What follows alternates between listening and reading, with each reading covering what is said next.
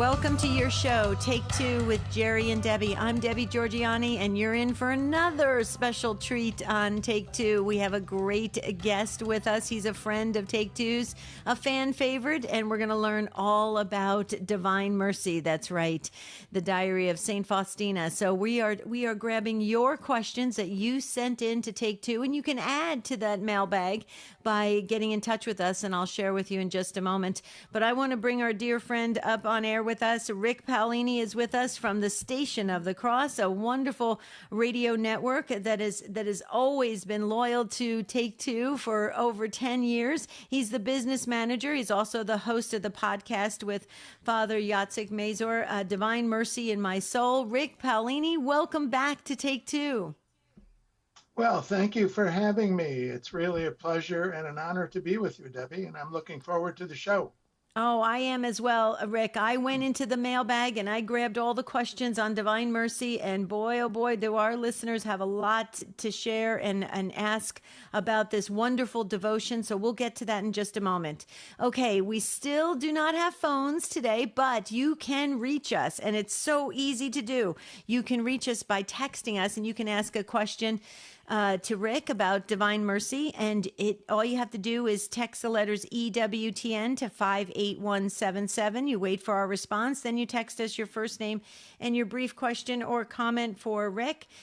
And just know that message and data rates may apply. I'm a little bit under the weather. I've got a little bit of a sore throat, but this is such an important topic. I'm going to try to power through it so that we can get all your questions answered. Also, you can email us, take2@ewtn.com, and you can also go and drop your comments or questions in the chats on social media. Get those chats going, and Pedro will happily pick them up. Michael McCall, our wonderful producer, is at the controls, and then we are just going to hit the ground running with the first question. So, Rick, I've got the questions. I put them all together. So it's going to be super easy for us to just run down the line and ask the question, and then you can answer for us. Now, if I stop you midway, it's only because I want to make sure that we're crystal clear on this devotion so that we can start practicing it today. Sounds good? You ready for the first question? Let's roll. Okay, let's roll. First question that came in from the Take Two family is, Rick, can you explain why praying the chaplet of Divine Mercy by the bedside of the dying is so important? First of all, praying at the bedside of a dying person is important. Any prayers, but specifically, Saint Faustina was directed by Saint Faustina wrote, "One of the greatest works of mercy we can perform, and one often overlooked, is to pray for the dying." For Saint Faustina, this was an important aspect of her mission of mercy. She writes, "O dying souls are in such need of prayer." Saint Faustina wrote in her diary, "O Jesus, inspire souls to pray often for the dying." Debbie, I've been present at the dying of many people, and I can tell you it makes a tremendous difference, whether it's the rosary or the chaplet. But Jesus told St. Faustina, praying as much as you can for the dying, by your entreaties or your humble requests, obtain for them trust in my mercy, because they have most need of trust and have it the least. Be assured that the grace of eternal salvation for certain souls in their final moments depends on your prayers. That's entry 1777 in the diary, and those are the words of Jesus. And he says in another area of the diary that people who are dying need prayers the most and receive them the least. And I don't know if I know you've had experience with illness, Debbie, and sometimes when you're very ill, and I've had this happen to me, as much as I pray, I find it difficult or more difficult to pray when I don't feel well. Mm-hmm. and that's when I need it. Have you experienced that? Oh, absolutely. I count on the prayers of others. I just feel so weak and drained. And it's like I really need to bathe in prayers all around me. And I count on and lean on the prayers of others. But Rick, let me just, and we're already getting messages coming in. We're talking about the Divine Mercy devotion. We're talking about St. Faustina, the diary, and you referenced the diary already and the entry into the diaries. So we need to start at the beginning because we're getting comments already. Can Rick go all the way back to the beginning and tell us how this diary got started? So Rick, we're going to hit the pause button in just a couple minutes. If you can do it in less than 2 minutes, could you just go back for a minute? Let's rewind and go back to the beginning on this great saint, St. Faustina. St. Faustina had a spiritual director, Father Michael Sapochko, and he was spending so much time and direction for her that he directed her, and as did Jesus, to start writing it down.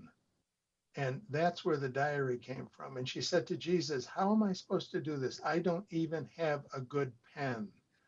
And she obtained a pen, she obtained the paper, and whenever she had time available, she was writing things down. And that's where the diary came from. It's 699 pages. And also the incredible power that God can give an individual with the grace. St. Faustina only had 2.5 years of formal education.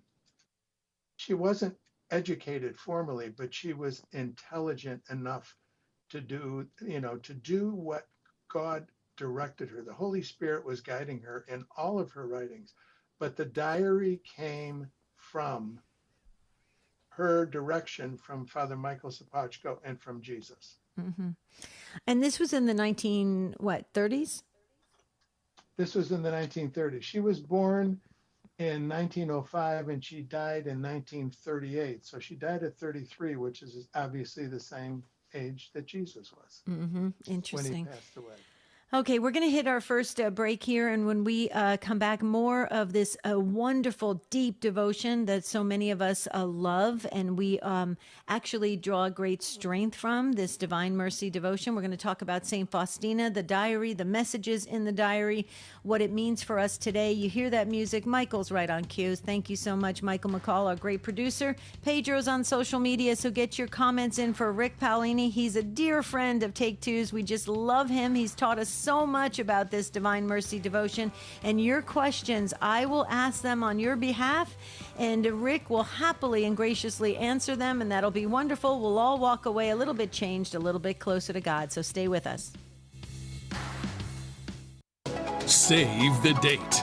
Saturday, August 30th is the day, and Tysons, Virginia is the place for the 2025 EWTN Family Celebration. Mark your calendars and register now to attend this free event. Just go to our Family Celebration webpage at EWTN.com/Family Celebration. We'll see you there. You have a voice in your head. How did he know that, the voice just said? Because we all do. And the words you speak to yourself matter a lot. Our words shape our self-perception. Our self-perception shapes our actions. Our actions shape our lives. Words are at the foundation of our whole lives. What words do you speak to yourself? The book of Revelations calls the devil the accuser of our brothers. He wants us to amplify the negative words in our heads. God reveals the truth about who we are. But he didn't do that so you wait for me to preach it to you. Preach it to yourself. When the voice within starts saying, I'm weak, used, washed up, not pretty enough, skinny enough, smart enough, I'll never be enough, replace that with words like, I'm blessed, I'm chosen, I'm beautiful, I am a son or daughter of the King of Heaven. I don't mean that figuratively, I mean it literally. Look in the mirror and preach the truth to yourself. This is Chris Stefanik from RealLifeCatholic.com on EWTN Radio.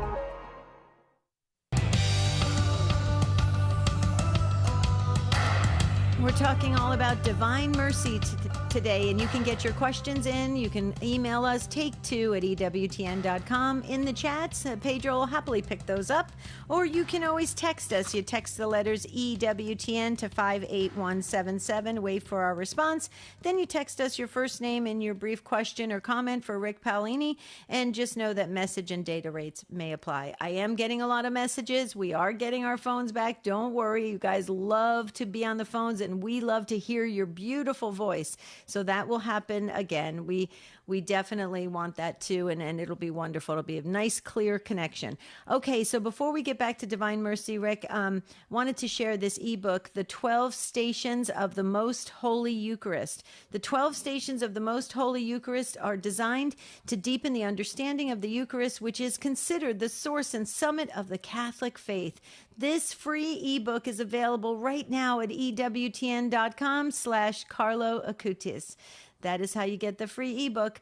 So, Rick, we do need to even rewind again. We talked about St. Faustina and when she received the messages, when she put together the diary that is just such a very thick, dense diary that has a lot of information in it. But we need to go back even at the beginning of why you became such an incredible friend of Take-Two's. And Rick, for many, many years, I got to work alongside you for pledge drives for the Station of the Cross and a wonderful radio network out of Buffalo and Boston and other surrounding areas in many states. And you constantly, Rick, talked about divine mercy, constantly. And honest to goodness, I said to Jerry Usher one night, I said, Jerry, I just don't get it. He is so hooked on divine mercy. What's the deal? What is really the deal? And so I started on my breaks listening to you on pledge drives. And I was like, it had transformed me. It had changed my whole entire spiritual direction. I know that's a lot to say about spiritual growth, but I'm telling you, this devotion is a spiritual game changer. And Rick, I just have to thank you for being so consistent, so passionate, and so much of a dedicated to these messages for all of us, because they are just incredible. And it allows us to have an insight into how to conduct our spiritual lives and for all of eternity, because everything that St. Faustina experienced. Now, I understand it's a private revelation and we don't have to believe it. I understand that as a good and faithful Catholic. But I will tell you that this is an incredible devotion that can really, elevate and increase the spiritual depth of a person's Christian life. So, Rick, so that's, I hope I stated it correctly, but I just want to thank you again. I've thanked you on air many times, but I think I need to do it all the way to my dying breath. So, well, Jesus gave it to St. Faustina to give to us so that we can all enjoy heaven eternally. And to continue with the mercy for dying, in particular, Jesus recommended to St. Faustina to use the chaplet to aid the dying. And these are the words of Jesus in entry 811 in the diary. At the hour of their death, I defend as my own glory every soul that will say this chaplet, or when others say it for a dying person, the indulgence is the same. And Jesus also told St. Faustina that when the chaplet is said for the dying, I defend the soul, not as a just judge, but as the merciful Savior. So when you're praying that chaplet, you're invoking Jesus to treat that soul with mercy instead of justice, instead of judgment. And that's what he promised. If you do that and again, that doesn't mean that the person is absolutely going to go to heaven, because we have free will and we have the free will to say no, even when someone else is doing something that has efficacy to help us get to heaven. If we say no, you don't get it. But the point was, that is one of the things that I have seen happen so many times praying at the bedside of the dying. One of my relatives several years ago, I went every day and every single day and prayed the chaplet with the family. And her daughter told me, you bring the prayers of the chaplet bring such peace every day. She said, please keep coming. And that's what the gift is. When you trust in Jesus for that grace, it flows. It absolutely flows. And I would just end this segment. There's so much you could say about it. It says God's mercy sometimes touches the soul at the last moment in a wondrous and mysterious way. Outwardly, it may seem as if everything were lost, but it is not so. The soul, illumined by a ray of God's powerful final grace, turns to God in the last moment with such a power of love that in an instant it receives from God forgiveness of sin and punishment. And believe me, I've said that the chaplet at the bedside of some pretty stiff souls, and I've seen a tremendous change in their disposition, in their peace, and they died a beautiful death. Wow. Amazing. There's another reason I really like you, Rick. You are so humble about this. I mean, what is the driving force behind why you promote Divine Mercy and the messages of Saint Faustina? Because you do it in such a beautiful, humble, gentle way, and it's coming from your heart. It's not. I mean, you know a lot. You know probably the diary inside and out. But you have a lot that's in your head, but it's coming from your heart. Where does that? What's that? What's the why behind it? I knelt before Saint Faustina before the Divine Mercy image in St. Luke's Mission of Mercy in Buffalo, New York. And my brother and Amy Betros, who are both deceased, had started that mission. And it was the only mission it was the only church in this area that had the image on the wall the way that they have it there. It's a mosaic and it's beautiful. And I knelt before that the first time they were having a novena in honor of St. Maria Faustina. And I said, Jesus, you know my heart. I want to spread this message. I want people to know of your mercy. And I want to be an instrument of mercy for St. Faustina and for you. And it's the fastest answer I ever received to a prayer, because Amy Betros walked out of the sacristy and it was 2 minutes to 7. The program was supposed to start at 7. And she walked past me and said, I want you to lead the novena. Wow. And I would like you to say a few words about St. Faustina. And just walked away. Wow. And I said, that was the fastest answer I ever had to a prayer. I was a nervous wreck, right, because I had prepared nothing. But we're here for the salvation of souls. And as many people as I can get the message to that Jesus loves them so much that he died for them, and that he wants us to trust in his mercy. And no one who is willing to say, I'm a sinner, I've sinned, but I love you, Jesus, and I do ask for your forgiveness, right, will receive it. Yeah. And as many people as I can get that message to, believe me, I speak to a lot of people. One of my former pastors said, I just don't believe it. And there was nothing I could do. And again, it's private revelation. It's not mandatory for anyone to believe it. But I've seen such evidence of God's mercy and forgiveness, and I've seen souls saved, and I just want to keep doing it. And I want to live as an example of divine mercy. Well, you do it quite well, Rick, and I thank you for that from the bottom of my heart. But moving on to the next question, because it's kind of in line with what you were just talking about the messages. We had one of our Take Two family members say, the Diary of Saint Faustina seems overwhelming to read. Is there a way to understand it better in smaller doses? Could you explain that? Because you referenced entries to it, and sometimes, I mean, I've said this to people. I've given the diary out as Christmas gifts, and I will tell you that I just told people to meditate on one entry. I mean, because one entry just speaks volumes. It's a diary. It is not a novel. And if you take a look at the diary itself, you're going to see next to some of the entries, there's a little squiggle there. There's a plus, and then there's another plus a few entries on. And those are the way that St. Faustina marked the diary when she wrote. So she would write a reflection, 2 or 3 of them, and then she'd put a plus. Then she'd put another plus, like I'm looking at entry 156 and 157. She only wrote the 1 that day. Some days she wrote 10.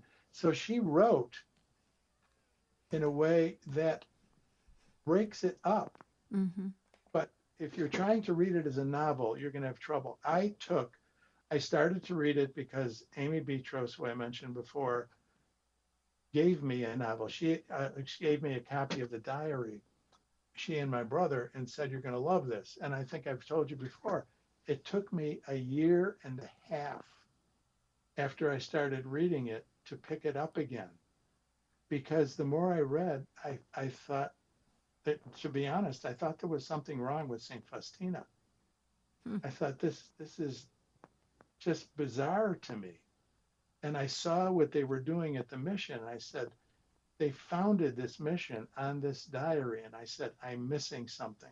And actually what I did, I read a book. It's Faustina, Apostle of Divine Mercy by Catherine M. Odell. Mm-hmm. And it caused me to go back because I learned so much about St. Faustina in that book that it made sense to me. It made sense because her relationship with Jesus, it was like the relationship, it was beyond the relationship I have with my wife. And Friday, we celebrated 55 years of marriage. And let me tell you, it was freaky to me to see, and I'm thinking, St. Faustina, that's Jesus. And you know what? She was his spouse. And all nuns are his spouse. So in reading that book, it gave me insight into who St. Faustina was, how she grew up, what she was like. And when I got back into the diary, it started to make so much more sense to me. And I've probably read it 2 or 3 times, but you can't read it as a novel. If you read it as a novel, it's going to be confusing because there's no correlation sometimes between the entries. Mm-hmm. So I would definitely recommend find a book. Faustina, Apostle of Divine Mercy, I think is only available. I've seen it through Amazon and other places, but I don't think it's in print to get a new copy. But I think there are used copies that you can receive. But if you read it, I guarantee you there's something in there that's going to touch you. Mm-hmm. And again, that's what 343 and 344 is what touched me. Wow.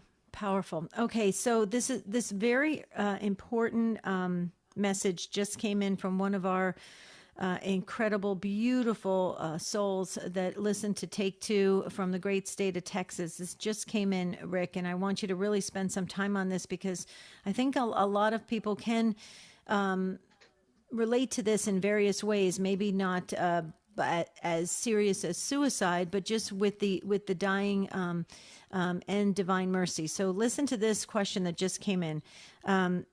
This mom was praying the rosary and the divine mercy chaplet in adoration during the time when her son died by suicide. Is the grace and mercy also the same as praying at the bedside of a dying soul? And I know where you're going to go with this, Rick, and I've heard Father Chris Alar talk about this as well, and that is that God stands outside of time. So clearly, it can be applied to those that are dying, even if you're not by the bedside. But I want to hear your answer. So this beautiful mom, who I know very well and is just a wonderful, faithful woman of God, and she was praying the Rosary and Divine Mercy Chaplet at the time when her son died by suicide. You do not have to be at the bedside.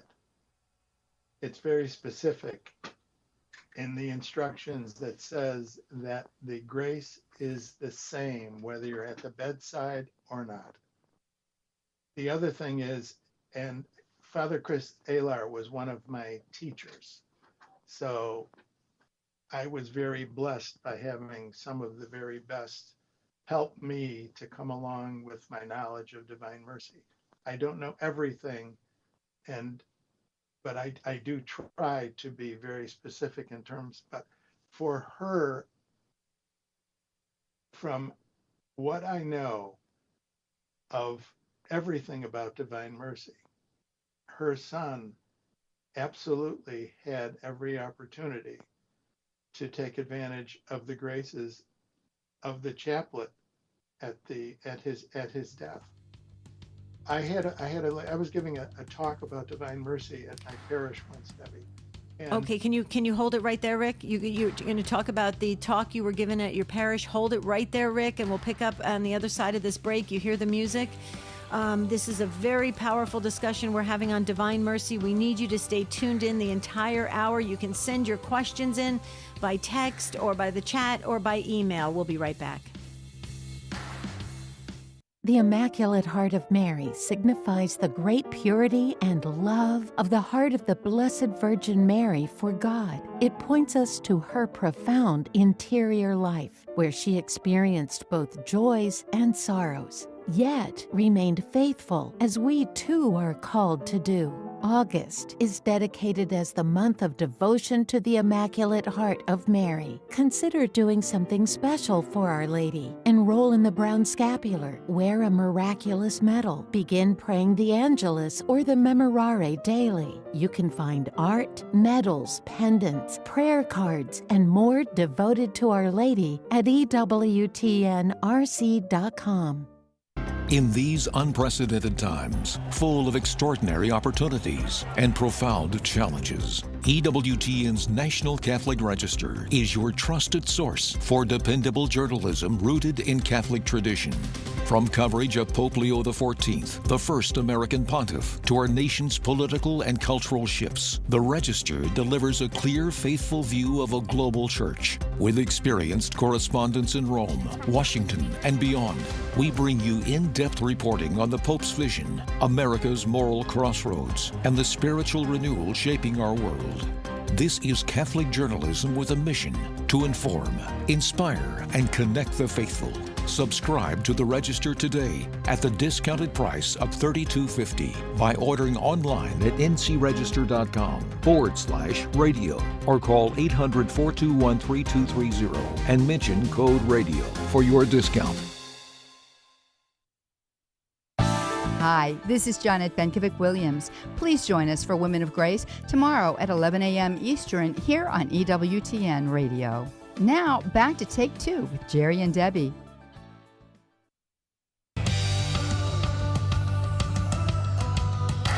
We're so glad you tuned in. We're talking about the Diary of St. Faustina, and we're also talking about the devotion that's associated with the diary, and that is the amazing, you see the images in all of the churches around the world, and we'll talk about that too, why John Paul II felt the need to spread the image all across the entire planet. So there you go. It's pretty amazing. But before we get back to Rick, and Rick is going to tell us about when he was speaking at a church, and this all relates to the Divine Mercy devotion. So hang in there, guys. Stay with us. If you're not sure what we're talking about, well, by the end of this episode, you will have a better understanding. So just sit back and listen and absorb, or you can send us an email, a text, or in the chats. Pedro will pick them up for us. Okay, before we get back to your talk at the church, Rick, and we're with our dear friend Rick Paolini from the Station of the Cross. He's the business manager there and also the host of the podcast Divine Mercy in My Soul with Father Yatsik Mazur. But I want to say a big shout out and congratulations going out to another great EWTN radio partner celebrating 9 years with us. Drum roll, please. That's amazing. 9 years. WSRR 99.3 FM, serving Murfreesboro, Tennessee. Congratulations to Richard Richard and everyone at St. Rose Radio from your friends here at EWTN. 9 years. Amazing. You guys at Station of the Cross, you passed 25 years already, right? 6th, August 15th. Oh, next week. So 26? Wow. It's coming up. Actually, Friday. Yeah, Friday. there you go. There you go. A Feast of the 26 Assumption. years. Very nice. So Yes. you guys got 25 years. This wonderful radio station in Murfreesboro has got 9 years. A lot of souls being reached with Catholic radio. That is incredible. And the messages that they hear, including what we're talking about today, Divine Mercy. So tell us about this talk at the church. Well, I was talking about Divine Mercy, and I was speaking to the efficacy of the chaplet for the dying. And after the talk, a young lady came up to me, and when I tell you, she was a mess. And I said, "What can I do? What's wrong?" And she was just sobbing. And she said, "My mom died. I forgot how many years ago now, but she says, I didn't know about the chaplet then." And I said, "I have some very good news for you. God is outside of time. And God knew when your mother died that you would hear about this chaplet today. And if you go home tonight and pray this chaplet, it will be and has been applied to your mother's soul." And oh my goodness, she said, "Really?" And I said, "Yes." And I said, "I have it on very good authority, very good authority." And that's one of the things that we were taught, that God is outside of time, and prayers of any kind, they're outside of time. So you can, if there's someone that you know of that you want to pray the chaplet for, pray it. Say, "I offer this. I know they died 10 years ago. I know they died 20 years ago." And leave it in God's hands. Leave it for Jesus. His mercy, he said, neither man nor angel will ever be able to understand the depth of my mercy. Because we apply human standards to things, Debbie. And God's mercy is outside of anything that we could ever imagine. So, yes, for the lady who was praying that chaplet for her son, I, with every belief that I have, those graces were offered to him, and it was up to him to accept them. Yeah. Well, the caption right underneath the image, "Jesus, I trust in you." Rick, talk about that a little bit. This is my question. Actually, I know the answer because I've heard you speak about it many times, but I want our Take Two family, because I want everybody up to speed on this, because there's a lot of things circulating on social media about all these different private revelations and devotions and things, and some people are for it, some people are against it, some people try to pick it apart, but you're always going to have that. That's human nature. People are always going to be critical about things. But I really want you to talk about this, the caption, "Jesus, I trust in you," the prayer, "Jesus, I trust in you." It's all about trust in Jesus and let him do the work. And if we show our trust, then so many things, all things are possible, right? Matthew 19:26, with God, all things are possible. Talk a little bit about that, Rick. Well, first of all, the image is the image that St. Faustina saw when she was praying in her cell. And Jesus said, "Paint an image according to what you see and sign it with the signature, 'Jesus, I trust in you.'" He didn't say sign it with the slogan. He said, sign it with the image, "Jesus, I trust in you." And what that is, when you sign something, you're saying, I believe in this. When you go someplace and they say, would you sign this? You're putting yourself to that. I do believe this. And there actually, some people have had the image produced with no signature. And what they do, there's a line there, and they have a program, and then they say, if you believe this, we want you to sign this. Jesus, I trust in you. Because so many people don't trust Jesus. And there are so many things that, to be honest, when I look at them, there are certain areas that I trust 100% in Jesus. And some of them, I'll take 75. You can have 25. I'm going to give you 25. Do you know what I mean? We all have things that we don't trust. And Faustina was 100% trusting in Jesus. When he said, I want you to be the secretary of my mercy. That's when she said, I don't even have a pen to write with. I don't have an education. He chose her, and she did it, 699 pages. There are so many things in my life that I end up being frightened, and then I say, oh, sorry, Jesus, I trust you. I trust in you. And I've told you the story when my daughter had her 5th or 6th child. She had 7 children, and her husband called and said, I'm going to need some help. She lived in New Hampshire. She still lives in New Hampshire. And he said, they were sledding today, and my wife, your daughter, broke her back. And he had a baby that was just a couple of months old, 5 other children. And I panicked. And I said to my wife, oh, what are we going to do? They're so far away. We've got to get you there. We've got to do this. We've got to do that. And you know how the panic sets in? Mm-hmm. Oh, and yeah. then I said, you know what? I have to practice what I preach. Mm-hmm. Jesus, I trust in you. And I said to my wife, let's say a chaplet and then go from there. So we said a chaplet. I called, made a reservation for my wife to fly out. She flew out. She was there. And we had so many people praying for her that she was in a cast from her neck down to her thighs for 6 months. And then they said it's going to be 6 months of rehab. They took the cast off. And they said, you don't need any rehab. You're perfectly healed. And when she called me and told me that, I said, oh my goodness. And you know what she said? With so many people praying for me, I would expect nothing less. Amazing. Amazing.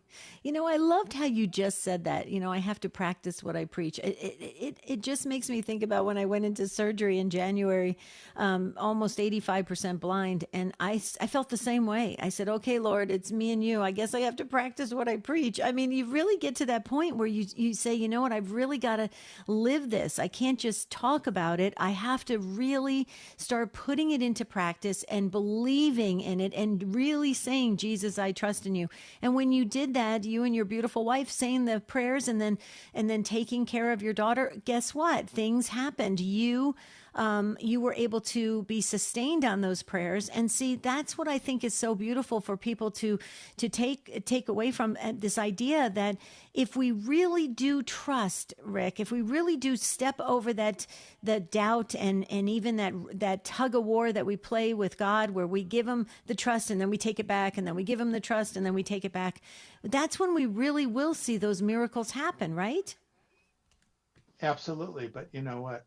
Jesus knows us. He knows everything about us. And he knows that when we doubt, that with his grace, we can trust again and again and again. And when you trust, when you take a look, the apostles, when Jesus died on the cross, they thought, oh, here we thought it was all set. The Savior was here. And they trusted, they hid, they were frightened. But then all of a sudden he comes and he says, I am alive. I'm alive. But I told you that it was going to be okay. I told you that I was going to die. But even the apostles, look at Peter. I don't even know him. And he swore. He was angry. Don't connect me with him. Right. And Jesus knew that, and he recovered beautifully and became the first pope. And the image, you could speak about the image that Jesus has given to us. And it's, one of the questions that you had was, what's the difference between the Divine Mercy devotion and Saint Margaret Mary Alacoque? Okay. Mm-hmm. There's a difference in that the Sacred Heart, which she promoted, had 12 promises. But if you take a look at the heart, Jesus wanted people to see his heart. He wanted people to know that he loved them, that he's there for their salvation. And if you read the 12 promises, and you can Google them, we don't have time to do them now, their ways, again, every saint has a way to help us get to heaven.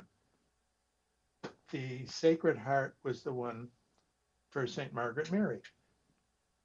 In the image, the Divine Mercy image, the heart is not visible, but it shows the red and the white rays coming from that heart. That it's not just showing us how much Jesus loves us, it's that extension of love that says, my love is coming to you in the form of these rays.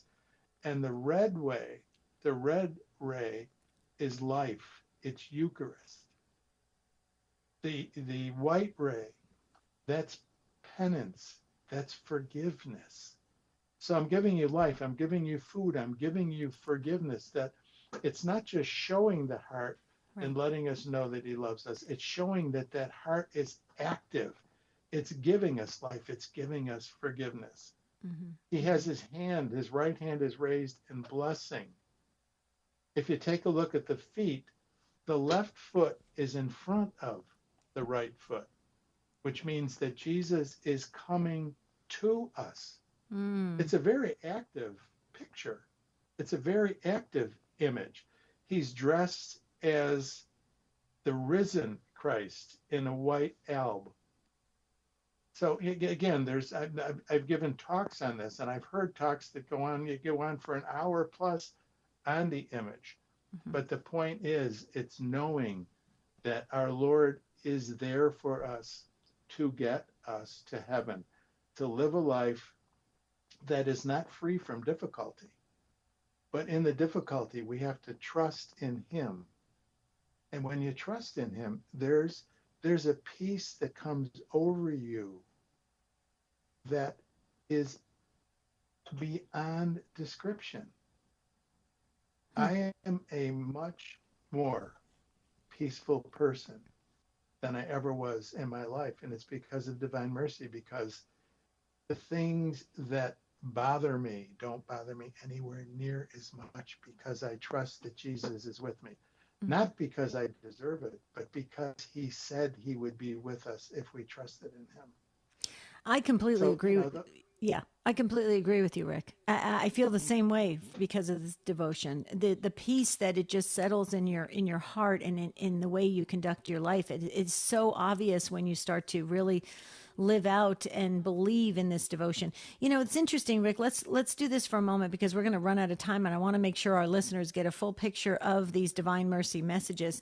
John Paul II, great Pope that we had in the year 2000, canonized Saint Faustina, right? So this the image that went around is displayed in every single church around the world, and then also this devotion is relatively young when you think about it, right? 25 years. Absolutely. I mean, yeah, it's relatively young. So we're learning more about it. We're trying to bring it into our spiritual life. But there are a lot of critics out there, Rick, and let's talk about this.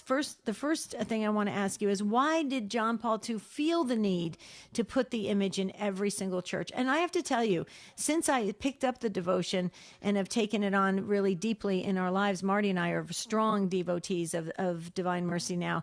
That's the first image I look for in the church when I go into the church, which I never did before. I worked for the church for 25 years. I never even noticed it. I mean, it's really quite interesting how it heightens the senses. But go ahead, Rick, answer that about John Paul II feeling the need to get the image in every single church around the world. First of all, the Divine Mercy devotion, I believe it was 1958, was outlawed. There were bad translations, and there were things attributed to Faustina that really were Jesus. And again, because of the bad translation, they had to take out the images. The one at St. Luke's was covered. They didn't take it out. And John Paul was the bishop, the archbishop in Poland, and I believe it was 1977. I may be a little off on that, but he started the recovery of the devotion, and he did what was necessary for the church to lift the devotion. And Father Michaelenko and his sister retranslated the diary from Polish to English and corrected some of those errors that were in there. But he writes in June 7th, 1997, this is John Paul II, there is nothing that man needs more than divine mercy, that love which is benevolent, which is compassionate, which raises man above his weakness to the infinite heights of the holiness of God. In this place, and he's at the tomb of St. Faustina in Poland, in this place we become particularly aware of this. From here, in fact, went out the message of divine mercy that Christ himself chose to pass on to our generation through St. Faustina. And it is a message that is clear and understandable for everyone. Anyone can come here, look at this image of the merciful Jesus, his heart radiating peace, and hear in the depths of his own soul what St. Faustina heard. Fear nothing. I am always with you. And those were the words of Jesus to St. Faustina. Mm-hmm. And if this person responds with a sincere heart, Jesus, I trust in you, he will find comfort in all his anxieties and fears.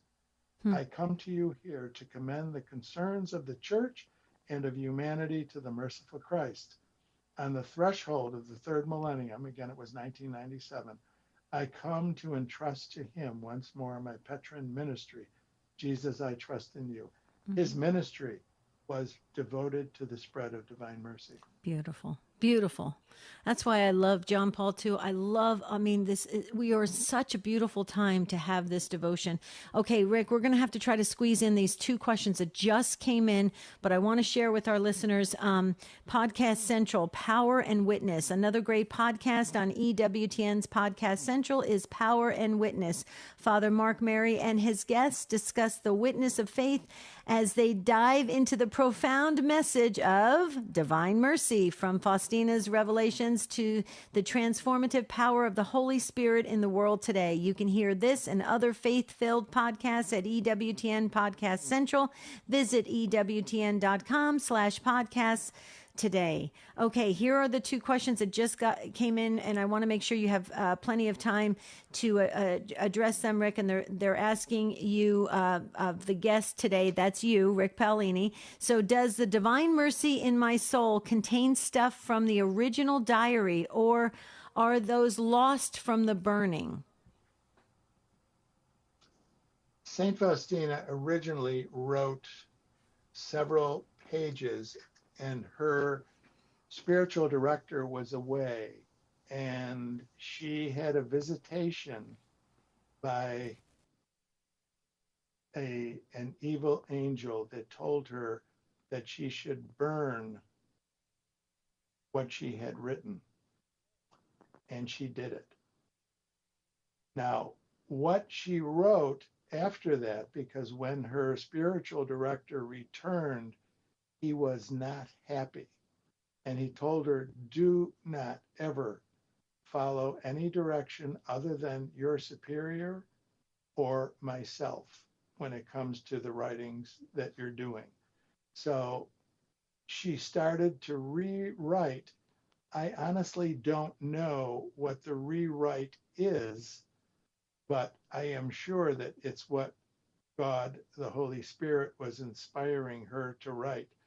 Sometimes when we lose track of something that we've written and we have to rewrite it, to be honest, sometimes it's better the second time. I don't know if you found that, Debbie. Oh, I totally agree with that. Mm-hmm.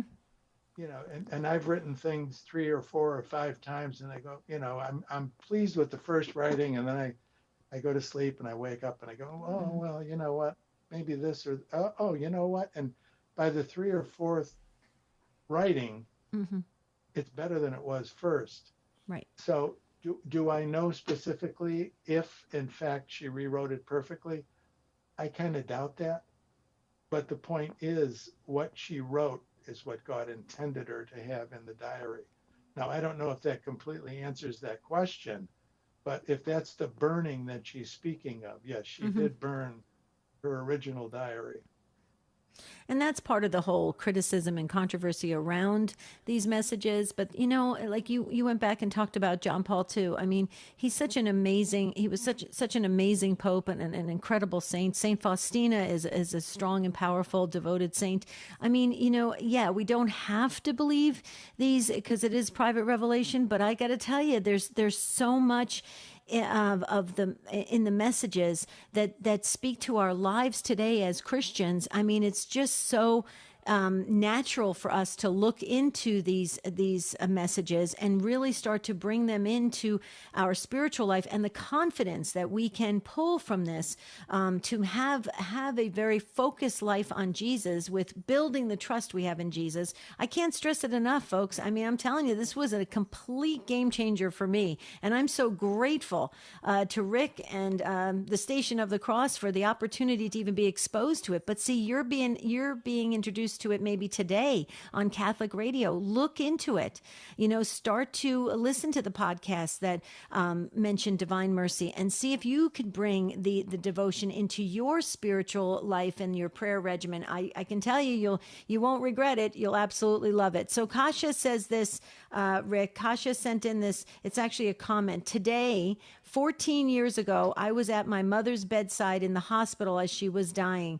I had the honor to pray the chaplet continuously until she took her last breath. Mom, may you rest in eternal peace. Wow, Kasha, that was a beautiful way to sum up this wonderful episode.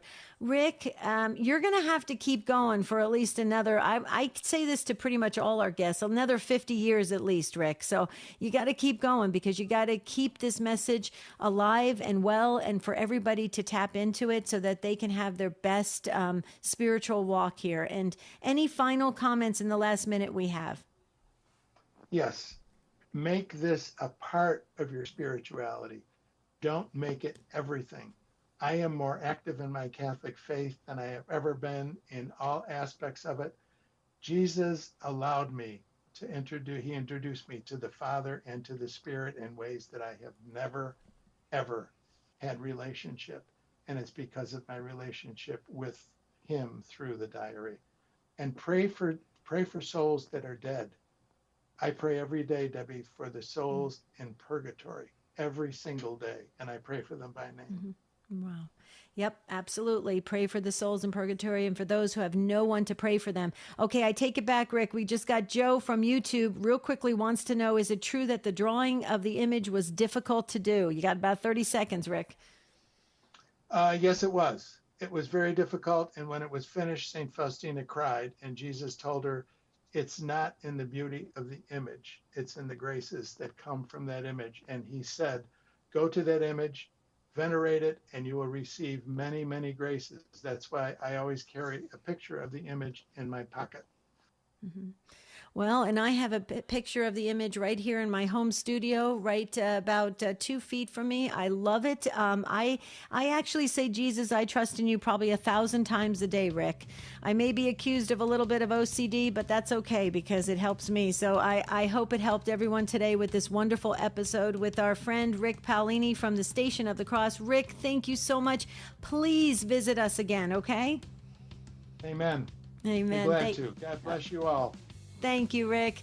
Okay, what another great live broadcast. Share it with your friends. We believe it's a good use of social media when you get these episodes out to friends so you can help them grow closer to God. Jesus, we trust in you. Thank you to Michael and Pedro, our show team today. Great job, you guys. All the affiliates that carry Take Two Live, you are doing such a good service to your listeners. Thank you, thank you, thank you. And tomorrow we've got another live broadcast prepared for you. So until then, have a beautiful and blessed day. We'll see you real soon.